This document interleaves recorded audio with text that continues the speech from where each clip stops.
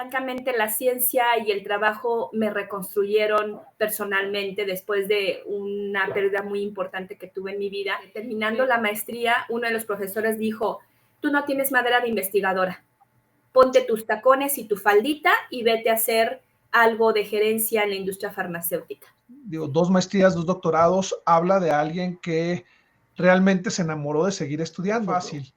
Y en ocasiones pensamos, o cuando vemos a alguien que fue exitoso, decimos, bueno, pero es que ella viene de una familia con recursos económicos, o ellos tuvieron... Tú al final caíste en la educación por un problema de salud. Una mujer que empieza a destacar en un ambiente en donde hay mucho machismo, que es así, te tachan de muchas cosas, ¿no? No importa lo que te dediques, hagas lo que hagas, tiene que ser con la intención de engrandecer a Dios, ¿no? Las cosas más duras que he podido superar en mi vida ha sido sostenida por mi familia. Sola no puedo. Hay cosas que no son para nosotros y que hay que dejarlas ir. Y no hay que aferrarse a lo que no es para ti.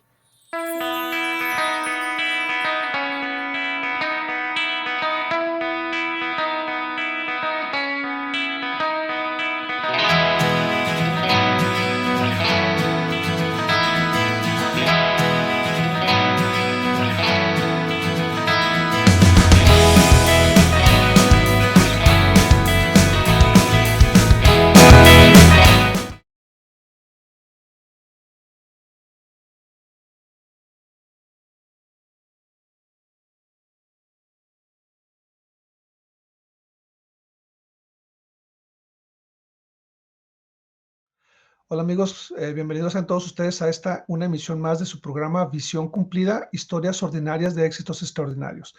En esta ocasión me siento muy honrado de que la doctora Dealmi Delgadillo haya aceptado platicar con nosotros. Ella es médico cirujano, es investigadora, es profesora, tiene 2 maestrías, tiene 2 doctorados. Y bueno, su labor en la investigación es sumamente valiosa y creo que vamos a poder aprender mucho hoy. Entonces, le damos la bienvenida. Hola, Dealmi, hola. bienvenida. Gracias por aceptar. ¿Cómo se pronuncia bien tu nombre? No quiero Dealmi, equivocarme. así como se escucha, Dealmi. Sí, está perfecto, Dealmi. gracias. Me dijo América que, mi esposa es quien te conoce y quien creció contigo fueron amigas de niñas y de jóvenes. Ella me decía que tus nombres tenían un significado, los nombres en tu familia tienen un significado especial, ¿cierto? Sí, mi papá es amante de las raíces grecolatinas y de los idiomas y así, y entonces quería hacernos especial a cada uno de sus hijos, y uno de los regalos más grandes que tengo de mi papá es mi nombre. Y luego por ahí alguien me dijo, le voy a poner tu nombre a mi hija. Le dije, es mío, es mío. Muy Pero no, bonito. finalmente sí se lo pongo. Es muy bonito mi nombre. Muchas gracias. Sí, muy bonito, muy original. ¿Y qué significa? Dea es la raíz de deidad, y Okay. mi papá lo modificó, en realidad es una raíz latina que es aima, que es alma. Entonces es Dios y alma. Entonces, puedes decir, pues es alma de Dios o diosa del alma, pero finalmente son de esas 2 raíces juntas. Y entonces completamente inventado por tu papá, o sea, no lo escuchó en otro lado, qué padre, Sí. muy bonito, Gracias. algo muy original. Y bueno, ya que estamos en eso, Dealmi, bienvenida, gracias por aceptar. Me gustaría escuchar un poco, porque al final cuando leí tu currículum me pareció muy impresionante, y ahorita vas a tener oportunidad de platicarnos de todo lo que haces pero yo quisiera saber cómo alguien que creció en una ciudad pequeña como Durango llega a ser una investigadora tan importante con tantos estudios y tantos logros. ¿Cómo fue tu niñez? ¿Qué hacían diferentes otras familias? ¿Cómo es que creciste para llegar hasta donde estás? Bueno, nosotros somos de la Ciudad de México. Mis papás nos tuvieron a sus 4 hijos en la Ciudad de México. Uno de los ejemplos más grandes que tengo en cuanto a hacer cosas es mis papás. Mis padres estudiaron en la UNAM Y bueno, ellos siempre nos inculcaron que lo más importante era estudiar. Eso iba a ser el parteaguas o lo más fundamental para poder tener tranquilidad. Y vaya, aunque en nuestra niñez, en nuestra familia, no fue fácil porque tuvimos que mudarnos precisamente de la Ciudad de México a Durango, que es una ciudad pequeña, pero tranquila. Esto también da muchas oportunidades porque a pesar de que es una ciudad pequeña, pues tiene universidades de prestigio y tuvimos la oportunidad, mis hermanos y yo, de estudiar tanto en el Tecnológico de Durango, ahí en mis hermanos, y yo en la universidad local, en la Universidad Juárez del Estado de Durango, que estudié ahí medicina.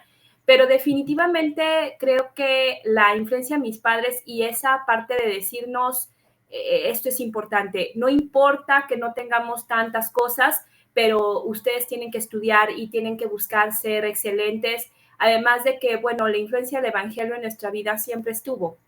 Entonces, nosotros no teníamos permiso de estar haciendo las cosas a medias, porque no solamente era exigencia de mis papás, sino que era parte de nuestro estilo de vida dentro de la iglesia, de ser un ejemplo, de ser mejores. Y es una carga muy grande, pero y sí, a veces se vuelve muy, muy difícil de cumplir esas expectativas. A veces uno, bueno, yo mucho tiempo, es más, sigo queriendo tirar la toalla todos los días, porque digo, ay, ya quisiera, ¿no? Pero también, pues, es un estilo, ¿verdad? Un estilo de vida que mis padres nos inculcaron. Yo creo que la ciudad y los lugares tienen poco que ver cuando la espiritualidad y el entender que somos hijos de Dios y el entender que tenemos esta capacidad divina de poder hacer y pensar cosas grandes, ¿no? Cuando yo estaba en mis momentos más complicados en la carrera, yo pensaba, es que yo soy una hija de Dios y yo sé que eso lo hizo Él y yo puedo tener ese mismo conocimiento. Esa promesa siempre la he tenido y la tengo presente en mi cabeza, ¿verdad? Oye, digo, ¿por qué medicina? Es una carrera maravillosa, es muy bonita, pero obviamente mucha gente le tiene miedo por el tiempo que conlleva, por lo difícil, y no solo te limitas a terminar tu carrera, sino que, digo, 2 maestrías, 2 doctorados, habla de alguien que realmente se enamoró de seguir estudiando, pero ¿por qué elegiste esa área en particular? Bueno, cuando yo nací, mi mamá tuvo muchos problemas conmigo cuando yo nací, entonces estuve desde que nací en muchos tratamientos por una situación ortopédica, una situación ahí que me obligaron a tener ese contacto y mi mamá siempre pues hizo, ella es psicóloga, pero y no tiene nada que ver con la medicina, pero pues tenía en la medicina un gran apoyo para mí. Entonces, desde pequeña yo visitaba los hospitales y demás, ¿no? Creo que desde ahí comenzó esa inquietud. Y en casa yo soy la más chica, entonces yo sabía que mi papá siempre me dijo, es que tú tienes que ser mejor que tus hermanas. ¡Ay, mi papá! La ponía más peso sobre tus No, hombros. o sea, mis hermanos son extraordinariamente buenos, inteligentes y yo tenía que estudiar un montón, entonces, para poder alcanzar el nivel que mis hermanos tenían de manera muy sencilla, porque ellos son inteligentes natos, ¿no? O sea, mi hermano es un ingeniero excelente y mi hermana también, mi otra hermana es una artista y yo así como bien normal, bien, entonces mi tarea fue estudiar, estudiar, estudiar para alcanzar un poquito el nivel que se me estaba exigiendo, ¿no? Y entonces la medicina fue algo que siempre me gustó. Yo recuerdo mi bendición patriarcal que la recibí como a los 17 años y yo necesitaba saber qué iba a hacer, ¿no? Y recuerdo perfectamente las palabras y las leo todavía y precisamente hablan de que tengo esa parte importante en mi vida, ¿no? No lo dice tal cual, pero yo la entendí. Yo entendí en mi corazón que ese era mi camino, porque en algún momento pues tenía varias carreras que elegir, pero yo pensé en la medicina porque sabía que tenía ese don también, ¿no? También creo que facultades que uno va teniendo, pero las tienes que desarrollar de cualquier forma, ¿no? No te podría decir que hubo un suceso, pero yo lo tuve claro mucho. Siempre lo tuve muy claro que tenía que estudiar medicina. Ahora, entonces, siendo realistas, Dialmi, ¿cuántos años de tu vida has estudiado para lograr todos los títulos que tienes ahorita? Pues mira, son 7 años de la medicina, ¿no? De, como tal, en la medicina general, como nos dicen, ¿no? Sales como médico cirujano y son 7 años, son 5 años de la carrera, más uno de internado y otro de servicio social. Yo tuve la suerte de hacer el servicio social en investigación desde ahí. Entonces, yo me interné en el asunto de la investigación desde que estaba en la escuela, porque quería hacer algo diferente. No era una intención directa de hacer investigación, no era por ahí mi idea, yo quería hacer cirugía, pero por situaciones de salud me dicen, tienes que buscar una cosa intelectual, no puedes hacer las cosas físicamente, no puedes estar parada mucho tiempo, tienes que cuidarte. Entonces decidí buscar otra alternativa y claro que en ese momento se me derrumbó todo porque era un plan de 7 años que yo estaba pensando por ahí y de repente me dicen no puedes hacerlo por cuestiones físicas. Entonces dices, bueno, pues como cualquier cosa hay que ser resiliente y agarré eso y lo hice algo bello para mí y encontré en la farmacología, que es algo que a mí ya me gustaba, y entonces hice el servicio social en un centro de investigación en la Ciudad de México, tuve la oportunidad, pero fue una aventurada porque fue un fin de semana de un puente que me fui a buscar la maestría y hablé con los profesores y estuve en una entrevista y me dijeron, sí, vente a hacer el servicio, pero pues te tienen que dar permiso y una liberación desde la facultad. Entonces, pues hice todos los trámites y el fin de semana siguiente yo ya estaba haciendo investigación en el centro de investigación allá en la Ciudad de México, ¿no? Sin dinero, sin mis papás así de que, ¿cómo? Porque su niñita se iba, porque pues yo era la más chica y la más vulnerable, y agarré mis cosas, mis maletas y me fui. Me fui porque necesitaba yo ser independiente, necesitaba lograr mis objetivos. Yo sabía que si me quedaba, por ejemplo, en Durango, no podía hacer eso, no lo podía hacer y tenía que buscar un lugar donde me diera esta parte, ¿no? Y bueno, creo que sí contesté la pregunta, sí, ¿verdad? Sí, te decía cómo me estás platicando cómo entras a la investigación, wow, fue sorprendente la forma en que se fueron abriendo las puertas y cómo tuviste el valor de dejar todo y empezar en la Ciudad de México.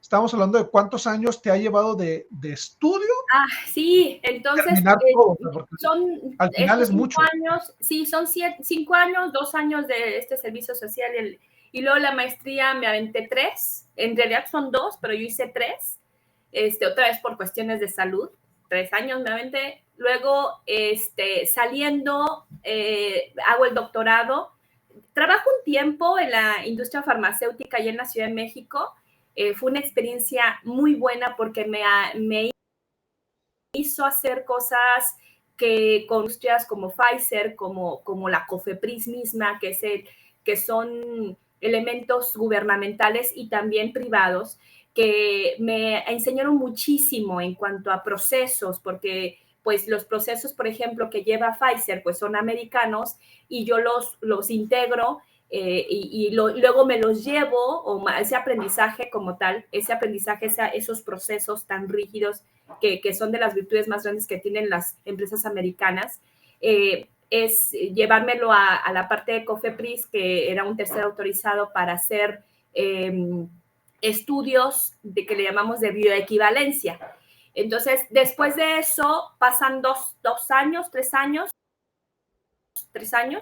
y en biotecnología en el Politécnico, pero entro a la universidad a trabajar también aquí en Durango. y el doctor, que era el director, me dice, tienes que hacer el doctorado y tienes que acabarlo pronto. Y me pone a hacer 2 doctorados. Entonces me puse a hacer los 2 programas al mismo tiempo, trabajando. ¿Cómo le hice? Yo necesitaba, bueno, la verdad es que en ese tiempo fue un tiempo de restablecerme mi vida, de reestructurarme y francamente la ciencia y el trabajo me reconstruyeron personalmente después de una pérdida muy importante que tuve en mi vida, pero esto me hizo sostenerme por completo, mantenerme cuerda y estar bien.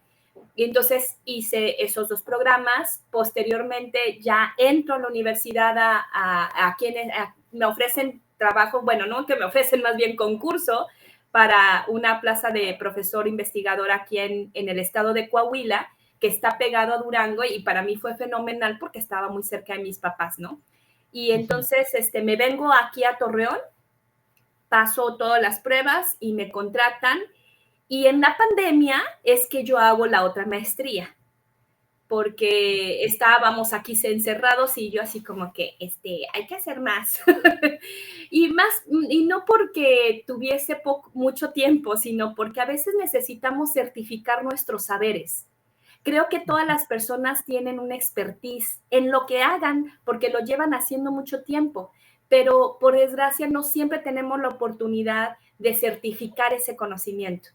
Pero entonces lo que yo traté de hacer era, no era que supiera más, o sea, en la última maestría no es que yo supiera más, certifiqué lo que ya sabía y de esa manera pues tengo un grado más que para mi profesión, para la carrera, para todo el ambiente que nosotros manejamos. Para nosotros son cosas muy importantes. No nos da más dinero, no nos da más nada, pero sí nos da pues sostén de decir te estás actualizando, porque son aquí en investigación, en el área científica, pues tenemos que estar generando el conocimiento y demostrar que sabemos y demostrar que estamos a la vanguardia, ¿no? Tenemos que ser la punta de lanza de muchas cosas. Entonces, estamos hablando de alrededor de 17 años de estudio después de toda la universidad y con todo lo demás, ¿no? Pero realmente no ha sido, bueno, yo te puedo decir que no se trata de que, ay, tenemos que dedicarnos mucho, no, yo tuve becas todo el tiempo. Yo fui becaria desde la maestría, es más, desde la licenciatura, yo tuve una beca por promedio. Entonces, bueno, en la preparatoria tuve una beca por deporte y en la licenciatura ya tuve una beca por promedio y todo el posgrado fui becaria de CONACYT.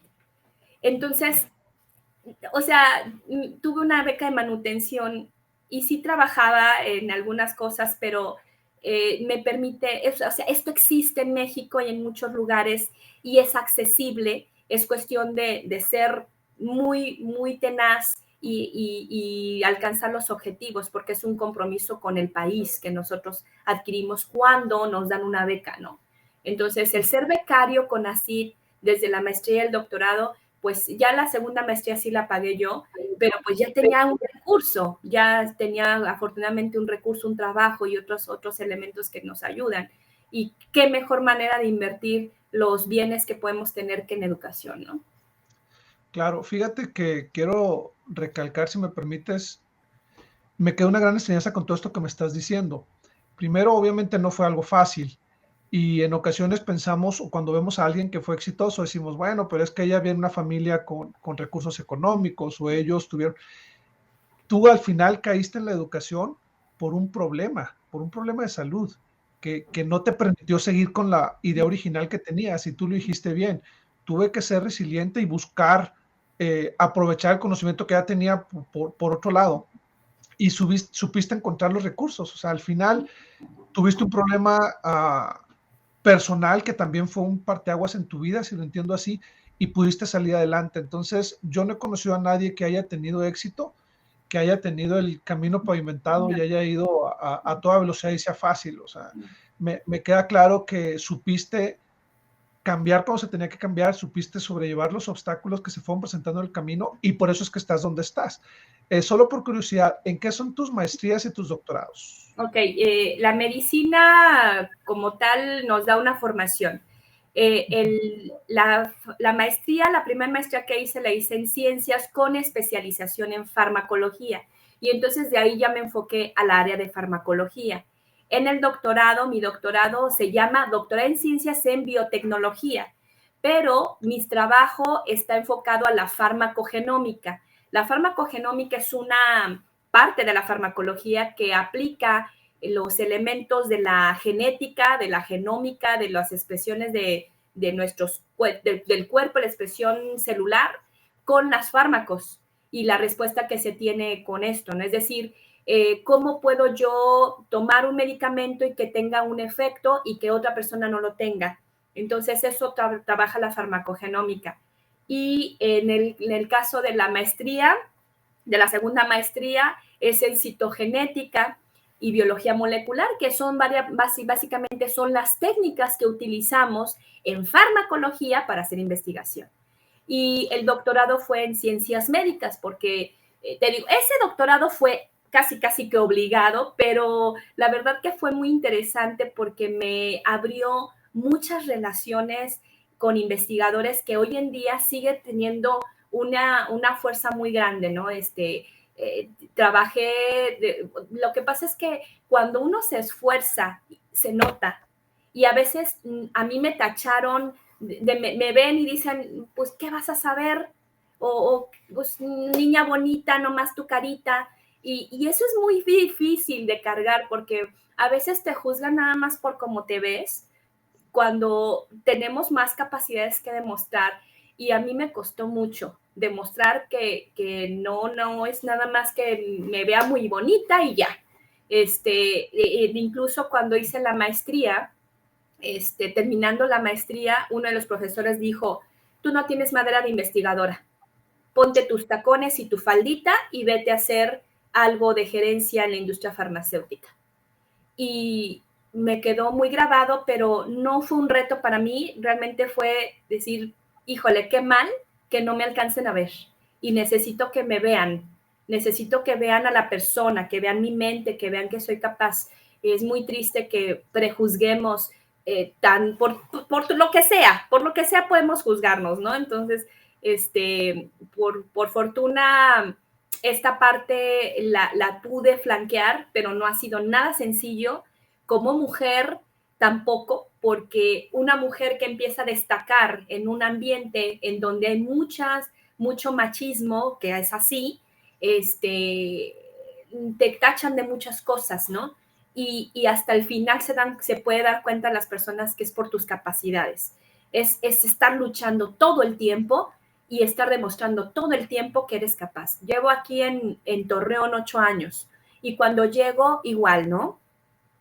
El mismo reto, aunque traigas todas las credenciales que traigas, traes todos los títulos que traes y bien plantado, hay duda, porque eres mujer, porque estás joven. Y digo, bueno, pues sí, estoy joven, ya no tanto. ya les digo, oiga, no estoy tan joven, mire mi canita, mire, ya se ve. Pero es estar luchando todo el tiempo con eso, con esos retos de prejuicios y de elementos que a veces te están exigiendo más que a otras personas porque hay que demostrarlo todo el tiempo, ¿no? Qué curioso que menciones eso, porque al final los estereotipos existen y nosotros suponemos que si es alguien hindú o asiático es bueno para matemáticas, que si es un investigador tiene que ser una persona ya mayor o ya nos lo imaginamos con un viejito así tipo doctor Chapatín, ¿no? Y también he escuchado personas que suponen que cuando eres de buen parecer, cuando eres bonita, como en tu caso, entonces las puertas se abren más fácil porque eres bonita. Y me llama mucho la atención, como dices, eso para mí fue un obstáculo. O sea, muchos creían que llegaba ahí o no me daban el valor de todo mi estudio, de todo mi esfuerzo, precisamente por eso, porque era una mujer y una mujer bonita. Entonces, ahora sí que cada uno de nosotros tiene los desafíos y no podemos entender lo que esté viviendo la otra persona a menos de que, como ahorita lo estás compartiendo, y te agradezco mucho que lo abras de una manera tan sincera, porque entonces aprendemos de que aún las chicas bonitas batallan en sus profesiones y no es que tengan el camino fácil como muchos pudiéramos o quisiéramos pensar. No, no, para nada, para nada. Wow. Ahora, digo, me da mucho la atención, decidiste entrar en el área de la investigación. Es un área que requiere mucho prueba y error, mucho estar pensando, un esfuerzo constante. ¿Qué es lo que Sí, más te gusta ahora que estás en la investigación? yo creo que se requiere mucha tolerancia a la frustración, mucha. No nos salen las cosas a la primera, jamás. Y eso es algo que me encanta también porque te hace más humilde, ¿no? Te aterriza. Cada vez que te equivocas, te aterriza de que, no, espérate, o sea, podremos saber muchas cosas, pero cada vez nos damos cuenta que sabemos menos o que nos falta tanto que aprender o tanto que entender. Es fascinante la investigación en ese sentido porque es infinito todas las cosas que podemos ir comprendiendo. Mi esposo y yo estamos ambos en la ciencia y Okay. él trabaja el área de psicología y yo la área médica, pero lo conjuntamos y cuando lo juntamos, eso fue increíble. Yo me empecé a enfocar a elementos del metabolismo y empezamos a trabajar con modelos animales de trasplante renal con el fin de regenerar tejidos. La idea es esa parte desde el punto de vista farmacológico, no solamente es meter medicamentos, sino también comprender los mecanismos para buscar los blancos de acción y entonces de esta manera poder proponer elementos nuevos o novedosos o más eficaces para tratar enfermedades. Y entonces comenzamos a hacer este tipo de modelaje, luego también modelos de diabetes. Incluso tuve un alumno que trabajó en regeneración ósea, que todavía lo tenemos ahí trabajando, tenemos que seguir avanzando en eso. Es muy amplio porque las personas que se acercan, yo tengo una línea de investigación, o sea, yo estoy muy firme en esa parte, sin embargo, los saberes se van ampliando conforme vas haciendo redes. Cada alumno que llega con una propuesta que tiene que acoplarse a mi línea, pero en ese punto se abre una vertiente, un camino nuevo y eso es increíblemente fascinante porque lo puedes aplicar en la nutrición, en la medicina, en la psicología, en la fisioterapia, en fin. Yo he tenido más que otra cosa alumnos médicos. Tengo alumnos también que son de psicología, son ingenieros químicos o que son químico-farmacobiólogos o biólogos, pero que se acoplan a esta parte, ¿no? Y eso es lo fascinante de la investigación. Te abres a un punto, me decía hace un poquito un amigo, ¿y cuánto ganan los investigadores? Le digo, achis, ¿qué es eso? ¿Cómo que ganar? ¿Cómo? O sea, ¿cómo? Sí, No, si no la es gente supiera cuánto negocio, ganan, nadie sería investigador, así es. no es negocio, pero nos abre muchos elementos para desarrollar. La investigación en nuestra familia ha sido muy importante para nuestro sostén, por supuesto, pero también para iniciar nuevos proyectos, porque tenemos una microempresa que mi esposo y yo lo hicimos, con ayuda obviamente también de gente que nos ha madurado y ayudado a establecerlo.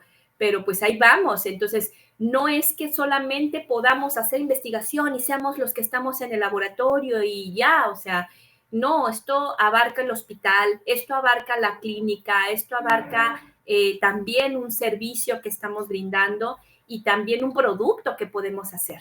Entonces, desarrollamos productos también porque eso es lo que se busca, que la investigación nos dé productos que nos mejore la calidad de vida, que además ofrezcas calidad a la gente y que esto promueva, por supuesto, la salud y el buen uso de los elementos. En este caso, nosotros trabajamos con nutricéuticos que desarrollamos a partir de investigación, esa necesidad y el uso. Y la información, creo que para nosotros lo más importante es la información que brindamos, que es de punta, que es actual, y entonces eso hace que podamos tener pues una diferencia muy grande en todo nuestro entorno, porque vuelvo a repetir, no es solamente la investigación, sino que también es trabajar con el paciente y hacer un producto. O sea, eso lo tenemos que hacer. Y a la vez, sentarte con tu familia,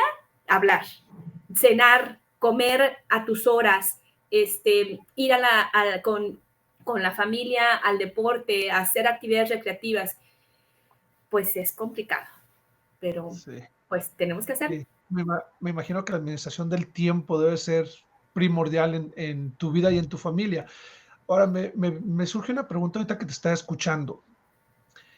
Muchas personas creen que la ciencia está peleada con la religión o con las creencias en un ser superior, en Dios.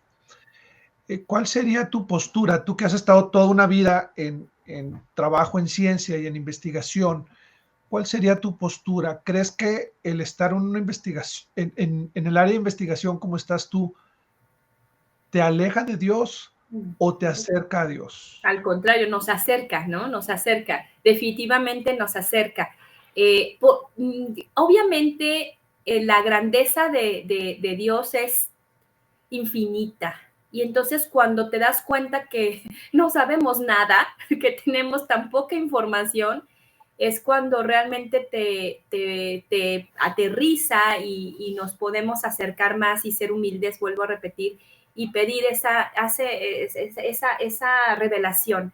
Me encantó una declaración que hizo y una frase que dijo el presidente Nelson acerca de esto, y dijo, tanto en un laboratorio científico como con los hijos de Dios vamos a tener revelación, ¿no? Y eso me llegó profundamente y dije, lo estoy haciendo bien. El presidente Nelson es un científico, ¿no? Entonces él es un médico y es un científico que ha desarrollado tantísimas cosas. Él es un mejor ejemplo de esto. Y por supuesto que no está peleado, al contrario, las maravillas del Señor, las maravillas del Padre, las podemos ver ahí y es extraordinario. Eso no puede ser obra de la casualidad. Cuando entendemos esos mecanismos o los tratamos de entender y verlos, los mecanismos intracelulares, cómo una molécula funciona, cómo nuestro sistema inmune está preparado, cómo el cerebro, los ojos, cada órgano tiene una perfección, no es obra de ninguna manera de la casualidad. Esto es hecho por alguien que tiene una sabiduría infinita, ¿no? Y entonces, no, nos acerca más al Señor, nos acerca más a Dios. Y sobre todo, pues, realmente saber que podemos tener esa revelación y que eso es parte de la divinidad, ¿no? Esa luz que nos puede permitir el Padre Celestial tener, eso es maravilloso, y sentirte parte de eso es increíble, ¿no? Yo digo, soy una mujer y no tengo el sacerdocio como un hombre, pero mi esposo me dice, es que tú tienes manos curadoras. Y pues sí, o sea, tenemos esos elementos y son cosas divinas que no necesitamos un poder dado, pero lo tenemos ya precisamente porque somos creaciones del Padre, ¿no? Fíjate que ahorita que comentabas eso que te dice tu esposo, si tú como médico cirujano operas a alguien, salvas a una persona, pero cuando estás haciendo investigación y encuentras algo Así es.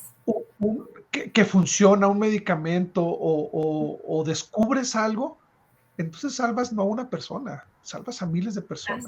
Así es, Yo creo sí. que es una labor súper valiosa. Así es, y una de las cosas que me preguntabas hace poquito, me decías, ¿y qué es lo que te impulsó y por qué lo hiciste? Eso es lo que pensé. Justo lo que estás ahorita diciendo eso, Jesús, eso pensé, dije, bueno, ok, como cirujana pudiese salvar en ese momento, pero yo quiero originar el conocimiento. Y eso, si me preguntas de dónde viene, pues viene del Evangelio, porque precisamente hay promesas bien claras que dicen que nosotros podemos tener el conocimiento completo. Y sí, no lo puedo tener en este momento, pero sí podemos alcanzar elementos que tal vez den luz, ¿no? Y puedan sanar muchas cosas. Y ya lo hemos hecho, ¿eh? Ya he tenido la fortuna de ver cosas maravillosas a partir de resultados, pues que se hicieron en un laboratorio, ¿no? O que se hicieron analizando de una manera adecuada los datos que ya existían. Entonces, pues sí, definitivamente eso es maravilloso, sí. ¿Y cómo puedes bendecir a tantas vidas? Porque estamos hablando de la investigación que tú, a través del laboratorio en el que estás, como con el equipo, porque generalmente es trabajo de equipo, hacen, sino que además estás ayudando a otros, a ellos desarrollarse como investigadores. O sea, tú como profesora estás impulsando nuevas generaciones de profesionistas, de médicos, de biólogos, de todo lo que me estabas diciendo, pero además de ahí van a salir nuevos investigadores. Entonces, es pasar la estafeta, es trabajar por el bien, ahora sí que por el bien de la humanidad. Yo creo que eso hace muy loable tu labor y todo el esfuerzo que estás haciendo ahorita. Sí, definitivamente creo que es el trabajo más bonito porque mi trabajo es el recurso humano, es formar personas y personas de alta calidad.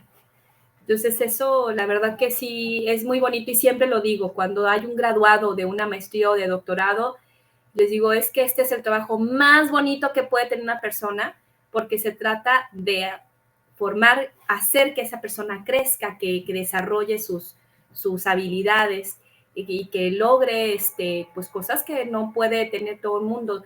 Aquí en México solamente el 1% de la población, el 1% de la población tiene un doctorado.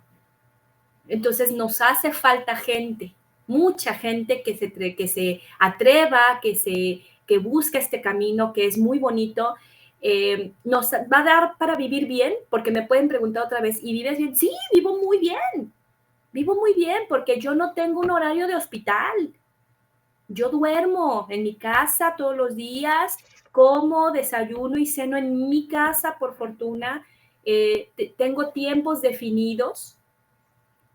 Sí hay muchas cosas que atender, pero uno se va acoplando y administrando de una manera efectiva y puedes lograr eso, o sea, sin ningún problema. Entonces, como investigador sí es demandante, pero si haces buen equipo también, logras muchas cosas. En mi caso, yo tengo la fortuna de colaborar con gente muy trabajadora y gente muy capaz que pues hacemos cada quien una parte y al final logramos conjuntar proyectos interesantes y exitosos.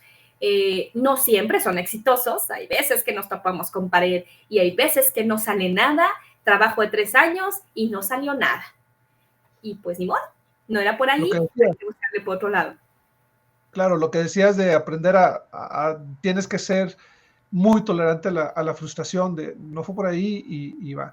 Y fíjate que voy a hacer un comercial para aquellos que nos estén viendo y que estén jóvenes y buscando a qué se van a dedicar, porque bueno, yo soy licenciado en mercadotecnia y toda la vida me he dedicado a la administración, a los negocios, etcétera.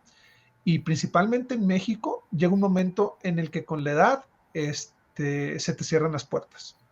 Llegas a los 35, 40 años, que todavía estás muy joven y ya es difícil que una empresa te contrate o que te dé oportunidades.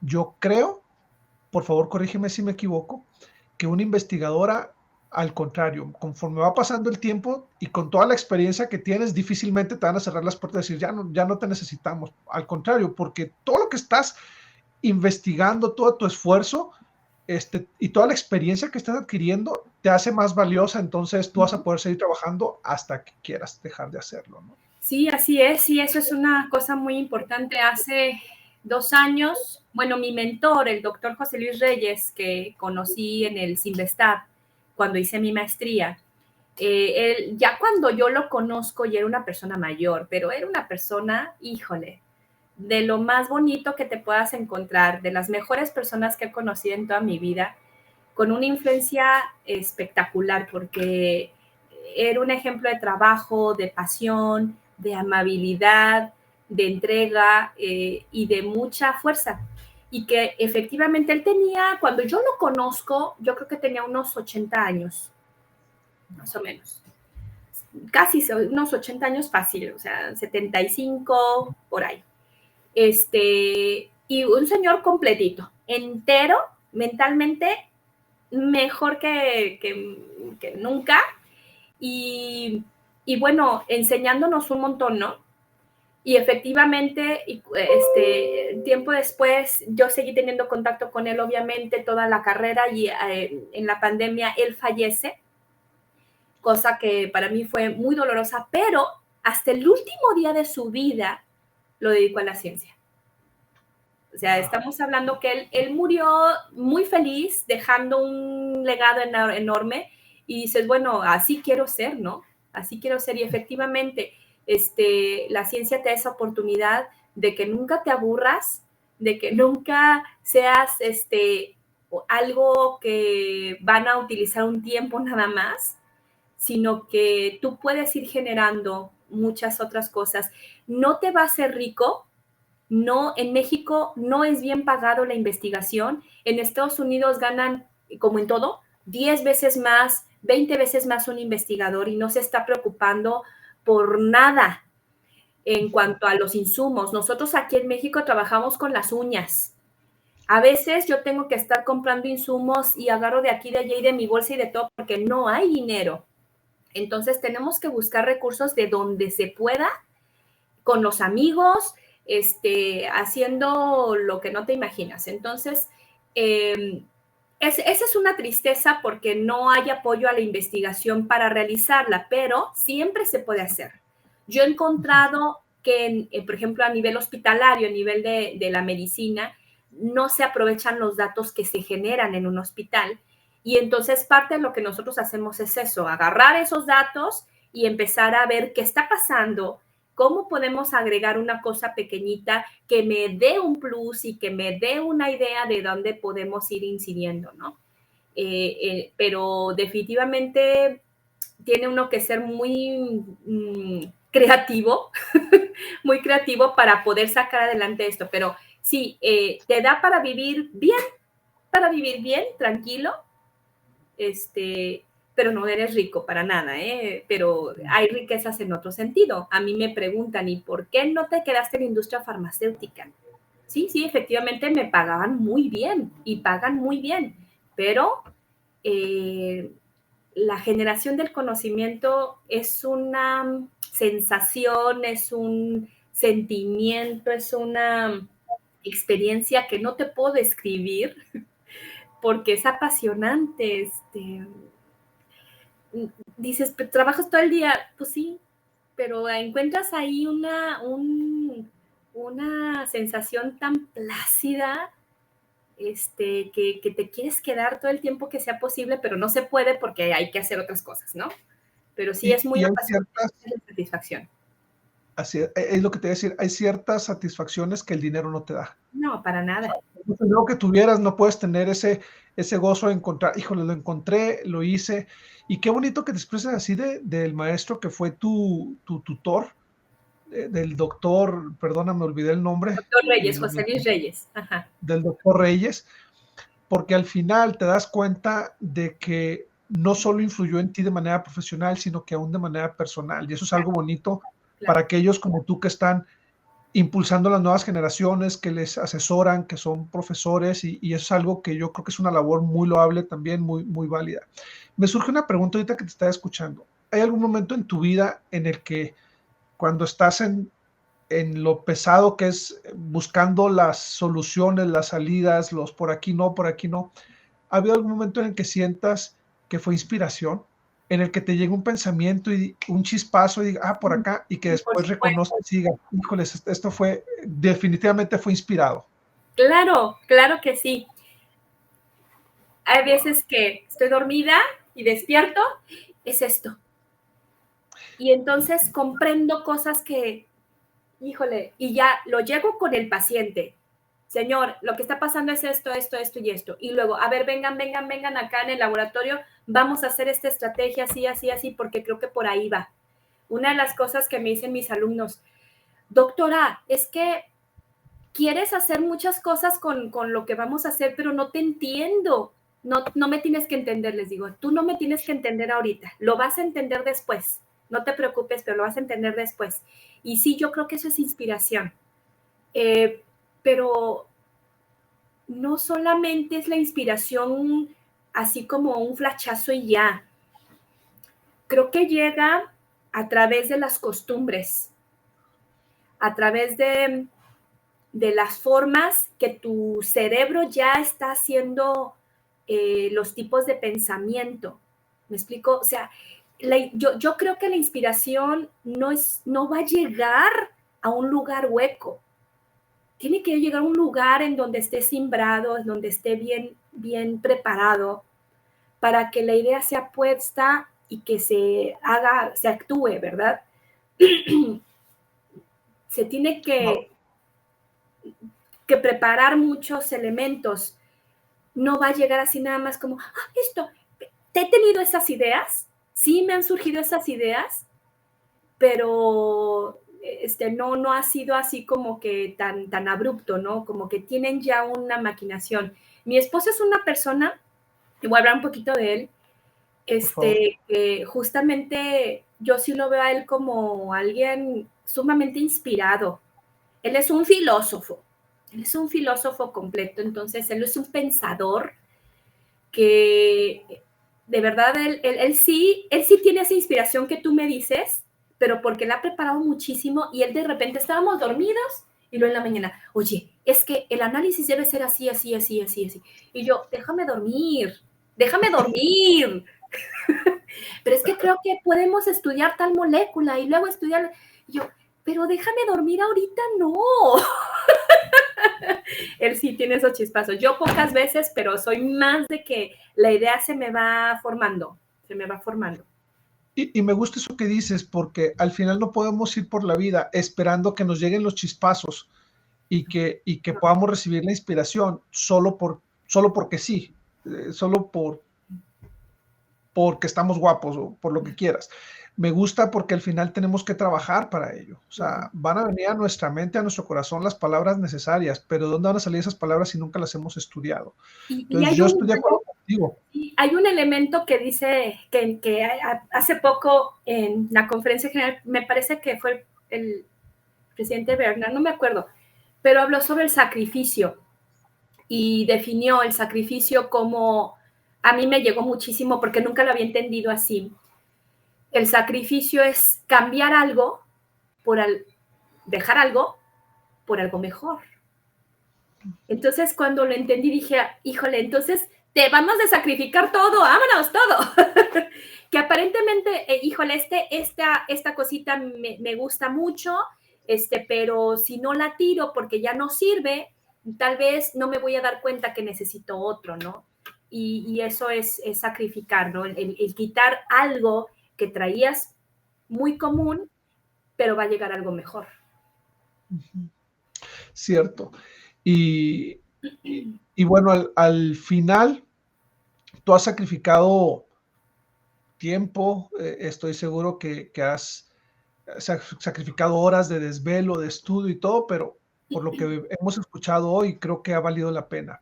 Ahora me surge la pregunta, ¿qué tan, qué tan difícil es para alguien como tú, con tantas ocupaciones, tantos logros, tanto esfuerzo en la investigación, mantener un equilibrio en lo personal, en lo familiar, en lo espiritual, y no solo sea todo trabajo, trabajo, trabajo?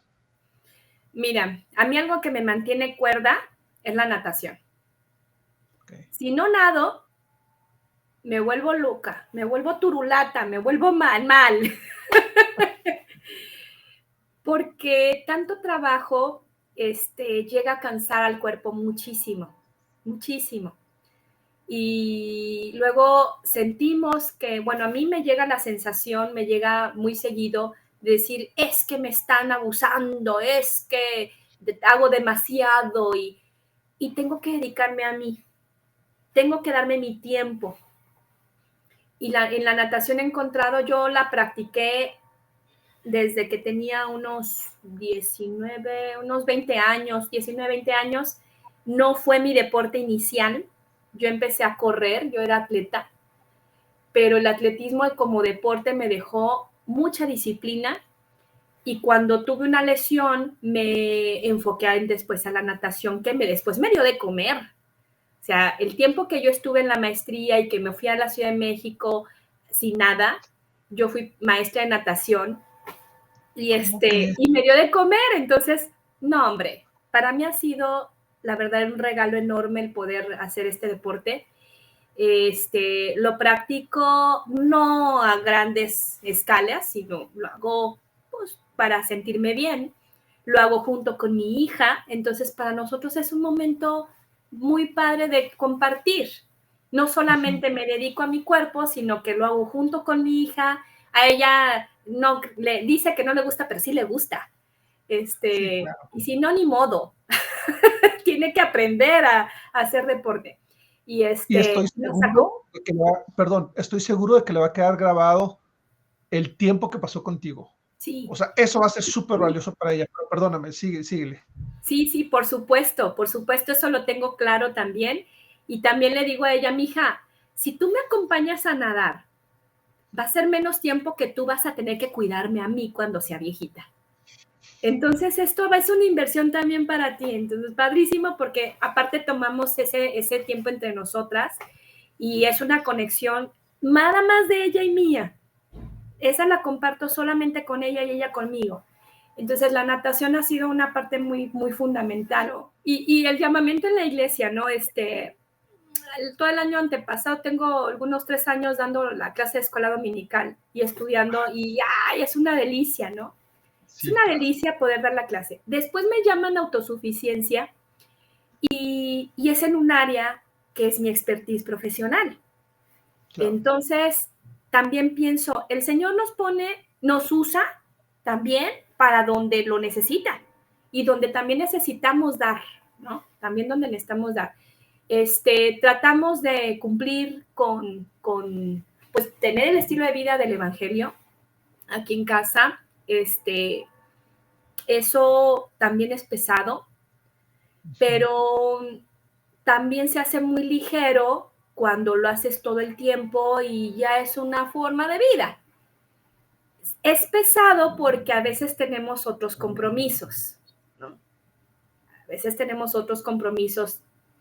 He tenido que estar viajando mucho por conferencias, por congresos, por trabajo, y pues a veces tengo que sacrificar mi llamamiento por eso, ¿no? Ya lo saben, digo, mi obispo me comprende mucho, y me dice, sí, hermana, va a viajar, ¿verdad? Digo, sí, obispo, pero la voluntad está ahí, ¿no? Él sabe, y el Señor sabe que estamos dispuestos a servir y que es parte de lo que nosotros necesitamos hacer como personas para poder tener mantenernos cuerdos, mantenernos sensibles. Nuestro trabajo, ya hablo de mi esposo y mío, pues porque somos uno, pues es con gente, o sea, damos servicio a las personas.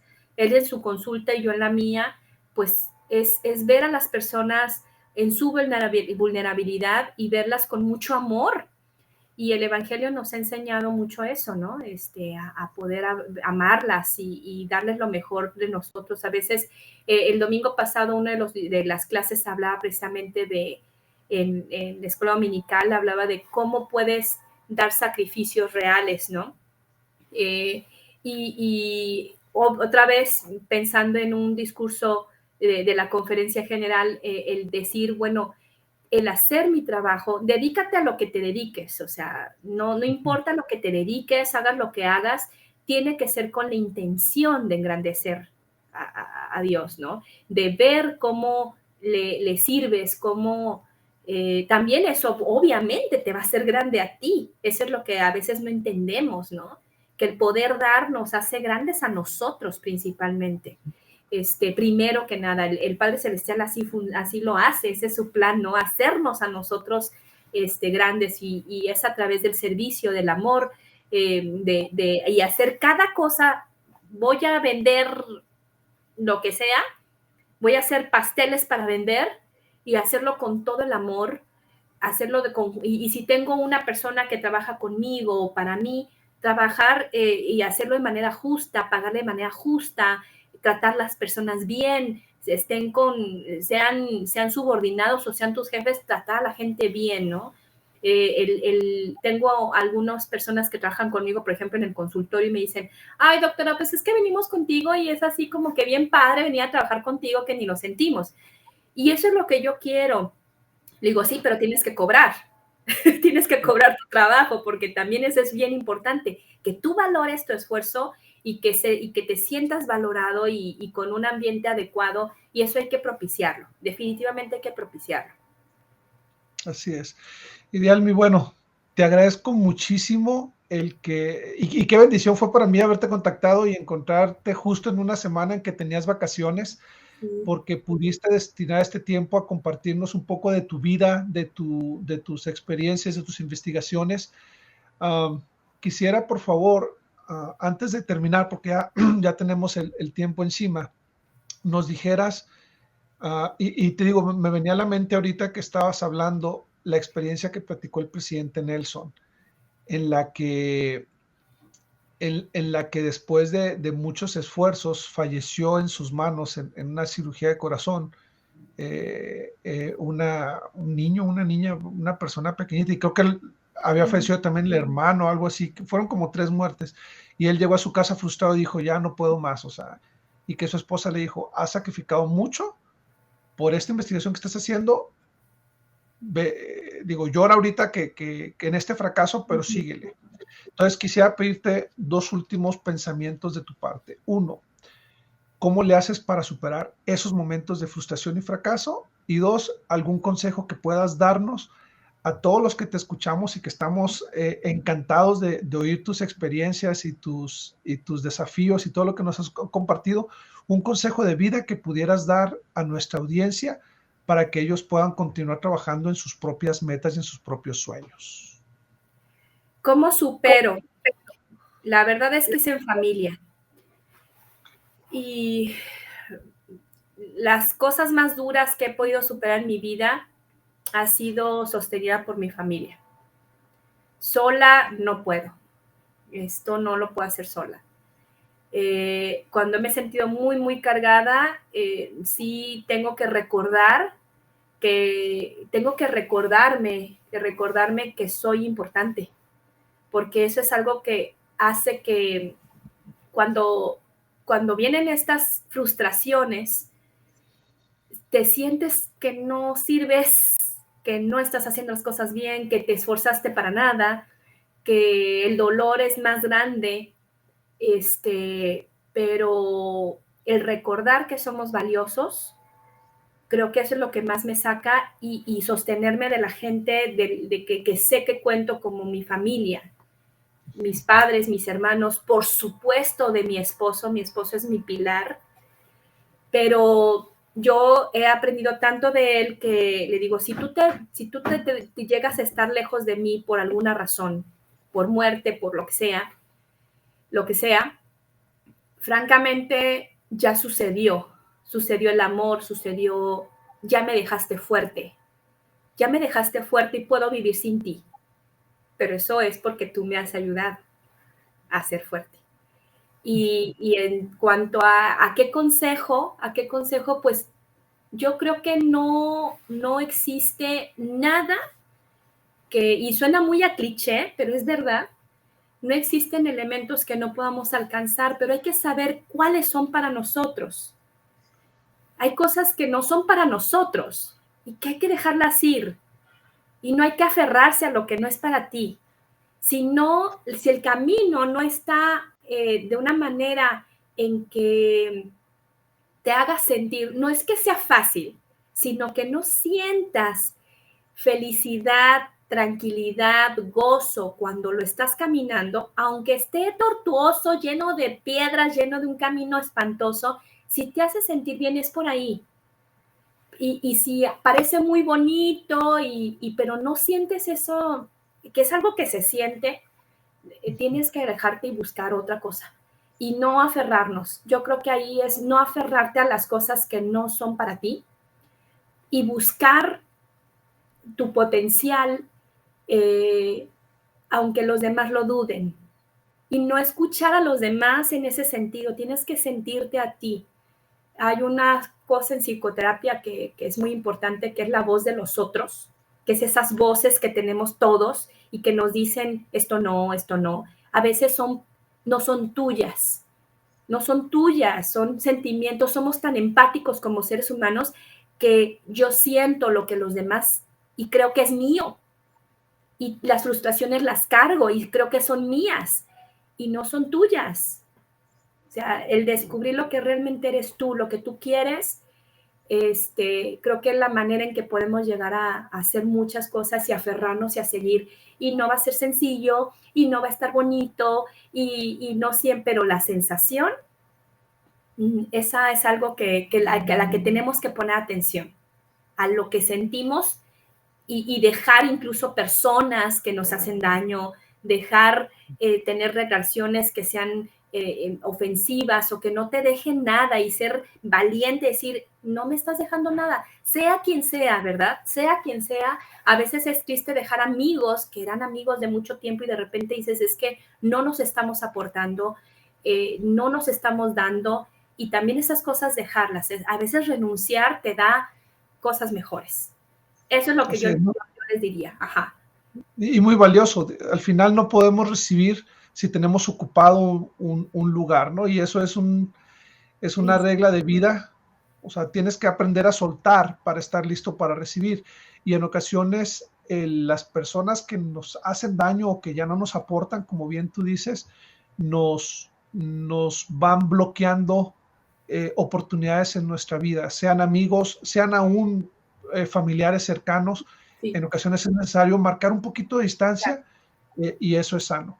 Dialmi, te agradezco muchísimo tu tiempo. Insisto, fue una charla muy amena. Ahora entiendo por qué mi esposa, por qué América te quiere tanto. O sea, Ay, realmente ella me decía cuánto te admira y el cariño que te tiene por ti, por tu familia.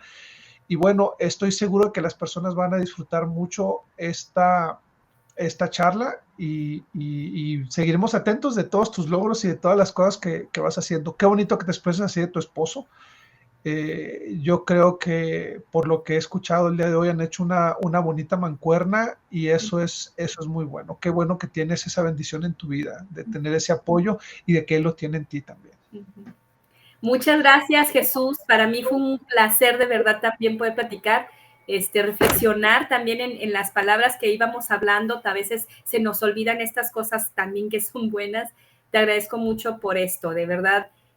También un placer poderte conocer y vaya, a América y a la familia los queremos muchísimo. Nos conocemos desde que somos niñas y nos vimos crecer y bueno, un abrazo muy grande hasta allá, que sigan teniendo mucha paz, mucha luz y que con esa familia que tienen tan bonita. Muchísimas gracias por la invitación. Gracias, Dani. Bueno, esto fue, amigos, Visión Cumplida, éxitos ordinarios de éxitos, historias ordinarias de éxitos extraordinarios y hoy gozamos la presencia de Almi Delgadillo. Hasta pronto.